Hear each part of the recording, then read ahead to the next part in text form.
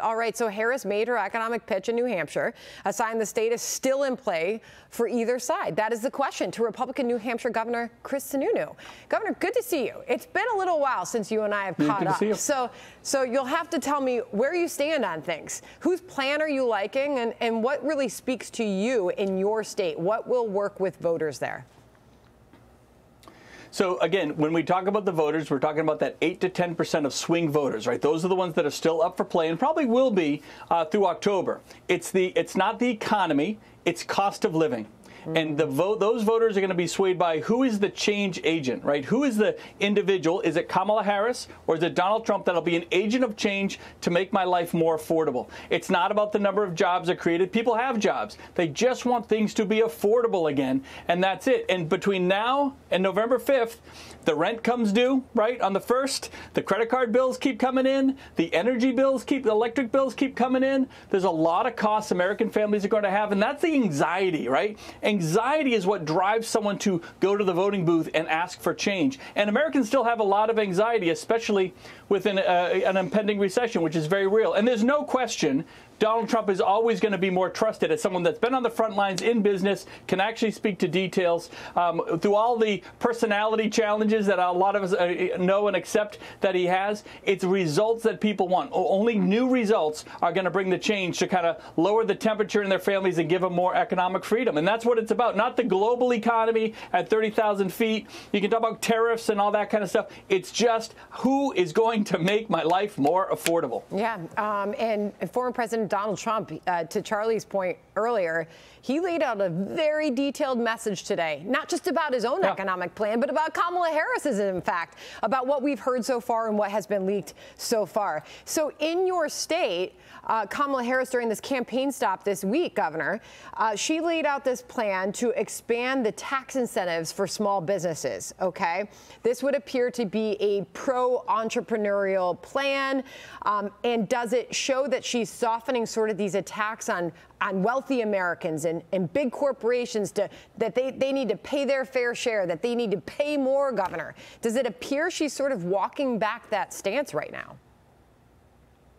Oh, she's walking it back. Again, I think everyone's right. I don't think she understands a lot of this when it comes to the economy, how things work, what a lot of the things that her team has proposed. You know, when she came out aggressively and said price controls, that scared everybody because actually that plays in to the hands of large businesses. That destroys young businesses, startups, entrepreneurship, folks that want to compete in bigger markets. That absolutely crushes that. And that's what she proposed, and that's what she stands by. And so she's having to pivot purely for political reasons, not for anything else. Now, at the end of the day, what she's proposing, it sounds fine, it's more moderate, but that's not going to change people's minds. The fact is she's been there, she's been the agent of this large inflationary surge that has crushed families, and she can't get away from that as much as she's going to want to try over the next 60 days. The honeymoon's over, right? August was a great honeymoon period for Kamala Harris, but guess what? You're home, you're back to work, and people are demanding accountability with their leadership, and she's not going to be able to have it. I think the debate, as we all agree, is going to be absolutely pivotal.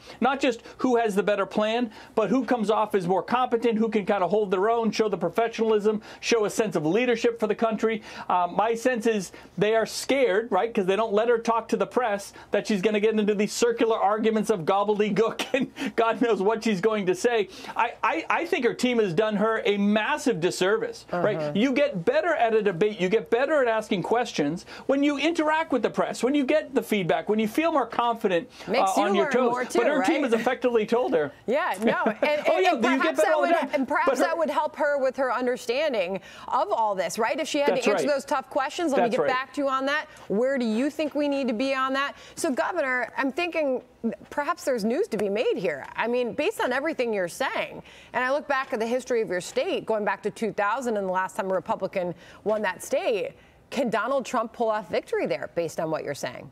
Oh, yeah.